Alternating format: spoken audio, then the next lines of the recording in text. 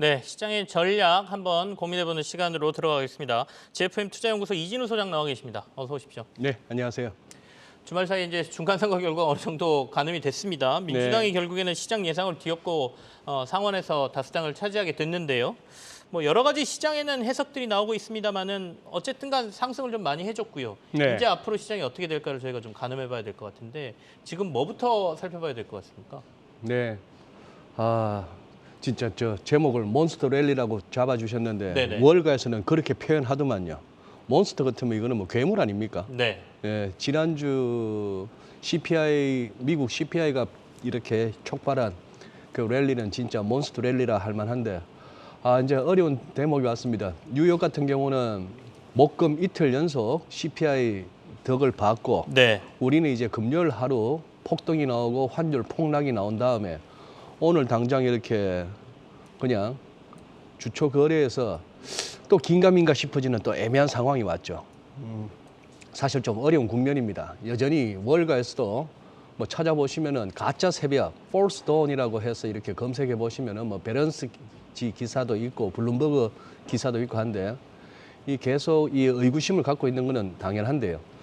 뭐 여기서 누가 이제 장담을 하겠습니까만 첫째 이렇게 한번 살펴보겠습니다. 지영 앵커님 말씀하신 이 중간선거 한번 보시면은요. 자, 여기 이제 이 네바다주에서 이제 결국 민주당 의원이 막판 역전승을 하면서 50석이 확보됐습니다. 50석이 확보됐으면은 50대 50만 하더라도 뭐 부통령이 저기 캐스팅 보트를 수행할 수 있으니까. 그런데 이 숫자 보세요. 참 재밌죠? 204, 212까지 왔습니다. 뉴욕타임스 지금 현재 들어가시면 볼 수 있는 상황인데 그리고 계속해서 트럼프 얘기 나옵니다. 트럼프의 그늘에서 못 벗어나는 미국인데요. 선거 전 여론조사는 이만큼 차이가 났거든요. 여론조사로 이렇게 예상된 건 223, 201 이 정도였는데 지금 보시면은 뭐 이런 식입니다. 이런 식이라서 상원을 갖다가 공화당이 가져는 가는데 아주 뭐 별 차이 없이 가져간다는 것이고 이제 여기가 결정이 났으니까 결국 조지아는 별로 의미가 없어졌습니다. 네. 뭐 공화당이 가져간다 하더라도 하원 말씀하시는 거죠? 상원입니다. 상원이요? 이쪽은 상원. 네. 네네. 그런 상황이고 요 부분도 좀 그거 하네요. 파이낸스 타임스에서 이게 지금 바로 그 중간선거 하고 나서 얼마 안 됐을 때 기사이기 때문에 요거 약간 변수가 있습니다.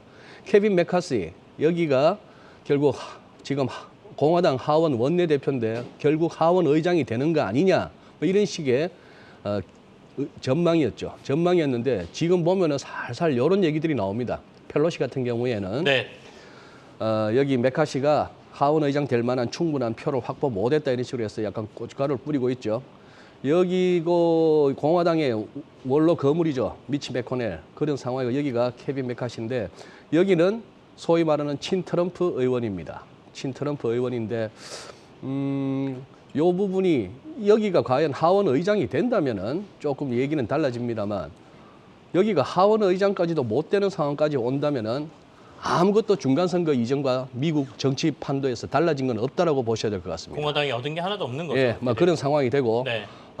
하다못해 이렇게 케빈 메카시가 하원 의장이 됐으면은 그나마 이렇게 기대해 볼 수 있는 변화도 조금 이제 힘들어진다라고 볼 수 있는 뭐 그런 상황이 돼서 그렇게 된다면은 이것이 증시에 득이 될지 아니면은 실이 될지는 한번 좀 살펴봐야 될 것 같아요. 네. 그냥 계속 밀어붙이겠죠. 바이든은. 그리고 그렇게 됐을 때 이제 또 궁금한 게 이겁니다. 지난주 CPI 나오고 나서 2년물, 10년물 할 것 없이 뚝 떨어졌는 금리고 한데 이 지금 3.81이에요.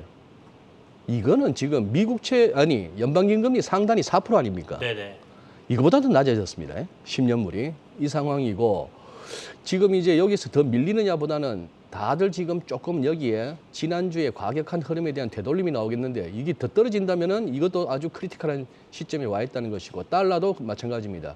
이렇게 쿡 떨어졌으니까 어느 정도 기술적 반등 내지는 숨고르기는 필요한데 이게 더 밀린다. 달러 인덱스가 105도 하회한다. 뭐 그런 식으로 가는 상황이라면은 결국 증시도 이렇게 좀 숨고르기 이후에 네. 조금 더 갈 수도 있지 않을까 뭐 그런 생각을 한번 해봅니다. 아래로 더 내려가는 것도 저항이 있긴 있을 겁니다. 오늘 네. 원달러 환율도 지금 한 7원 정도 오르고 있거든요. 그래서 1325원 선으로 뭐 한 60원 가까이 빠졌던 그 네. 다음 날 뭐 이 정도 오르는 거는 충분히 있을 수 있는 얘기죠. 네. 네. 그렇다면 이제 앞으로 만약에 원달러 환율도 좀 더 빠지고 미 국채도 네. 수익률이 좀 더 떨어진다라고 하면 예. 증시는 조금 더 올라갈 가능성이 있어 보인다 이런 말씀이시지 않습니까? 네. 근데 이제 시장을 좋게 본다는 얘기가 또 나오기 시작하니까 투자자분들은 도리어 더 불안하다. 그리고 이렇게 폭락 또는 폭등이 나오고 나면 시장이 더 불안해지더라. 이렇게 보시는 분들도 있더라고요. 네. 더군다나 뭐 저 같은 사람이 나와서 2,600포인트 외치고 이러면 네. 매우 불안해 하실 것 같은데. 네. 치영 앵커님 오른다는데 왜 불안해합니까? 좋아하죠. 네. 치영 앵커님 그렇게 웃으시니까 참 네. 저도 실소를 금할 수가 없습니다만 제가 그렇게 돼버렸네요. 물론 여러 가지 아직도 악재라 할 만한 것은 남아 있습니다. 네. 당장 지난 주말에 나왔던 미시간대 소비자 심리 지수 같은 경우는 이 절대 레벨 보십시오. 이게 54.7인데 시장 예측보다도 전월보다도 굉장히 낮아진 데다가 역사적으로 보더라도 이 정도면 지금 미국의 소비자들은 굉장히 좀 자신감을 잃어가고 있다는 얘기죠. 지인들한테 들은 얘기로는 뭐 꽤나 좋은 학교에서 학위도 받고 이랬던 사람인데도 불구하고 느닷없이 그냥 레이오프 통보를 받는다는 거예요. 당신 좀 쉬어야겠다. 이런 식이니까 지금 뭐 메타가 11,000명을 자르고 무슨 뭐 트위터가 얼마를 하고 이런 소식들이 지금 막 여기저기서 들리는 그런 상황이죠. 그런 상황이고 그리고 인플레이션 기대 심리도 아직까지 안 잡힙니다. 향후 1년 내에 이렇게 5.1%, 향후 5년도 여전히 이렇게 된다면 차라리 그냥 연준이 인플레이션 목표치를 갖다가 2% 했는데 꼴이 안 들어가면 꼴대 옮기라고 그냥 연준이 그냥 3%로 바꾸는 게 어떨까 싶을 정도인데요. 네네. 그럼에도 불구하고 저는 이렇게 보고 싶습니다. 우리 또 제 방송을 꾸준히 보신 분들 더 불안한 말씀을 좀 드릴게요. 다우는 추세선도 열었고 200일선도 열었습니다. 네네. 다만 지난 주말 왜 그러면은 S&P 500이나 저기 나스닥이 올랐는데도 다우는 왜 삐리했느냐? 요선이 신경이 쓰인다는 얘기입니다. 즉 지금까지 하락에 대해서 기술적 조정에 맥시라 할 만한 요 레벨 이전 62.8%. 고점이죠? 예. 그러니 이 피보나치를 갖다 저 혼자 뭐 맹목적으로 끊는 게 아니고 다들 신경을 쓰고 있다는 것이죠. 그렇다면 이걸 열어야만이 이제 베어마켓 랠리 성격을 벗어나는데 다우는 그러면 오늘 아마 지수선물 흐름이 좀 약하게 보이는 것도 워낙 급하게 올라왔던 것에 대한 숨고르기가 필요하기 때문일 겁니다. 그러나 다른 지수들을 보면은요. S&P 500 이제 겨우 여기 왔습니다. 하다못해 4,000포인트는 한번 들이대 봐야 될 것 같고 4,100도 한번 트라이 해볼 만한 그런 상황이고요. 나스닥은 그동안 워낙 부진했기 때문에 네네. 최소한의 이 조정 타겟도 아직 못 왔습니다.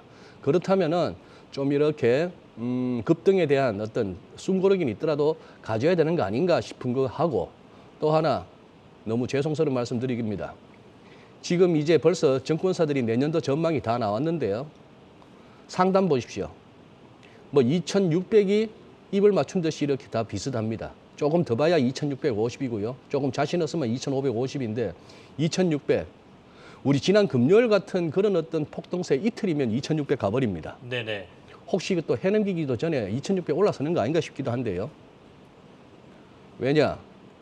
증권사는 이런 전통이 있었으니까요. 예측은 틀리기 위해 하는 것이라고 제가 뭐 네. 대학 때 듣기도 들었습니다만 교수님한테. 너무하지 않습니까? 금년 초 1월 1일 날 기사입니다. 금년 1월 기사가 2,800에서 3,300을 전망했다가 바로 깨져버렸죠. 전망이란 게 이렇습니다. 미국의 테이퍼링 충격은 크지 않을 것. 2022년. 테이퍼링이 아니라 테이퍼링 정도가 아니라 제로금리를 갖다가 4%까지 끌어올렸습니다.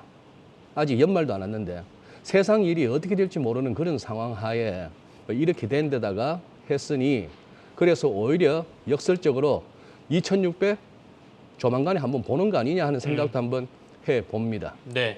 얼마나 이 예측이라는 게 허무하고 말이죠.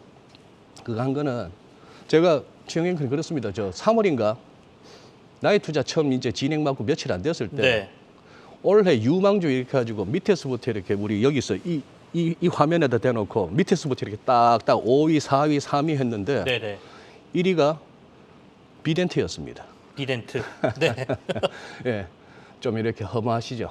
네. 허무합니다. 그게 시장입니다. 사실 오늘 제가 출발하면서도 중간 선거 얘기하면서 전망이랑 예측이 얼마나 덧없는가에 대한 얘기도 했거든요. 공화당 그렇게 다들 압승한다 그랬는데 결과는 달리 나왔다고. 하지만 저희가 예측을 안 할 수는 없다. 또 이렇게 말씀을 드렸으니까요.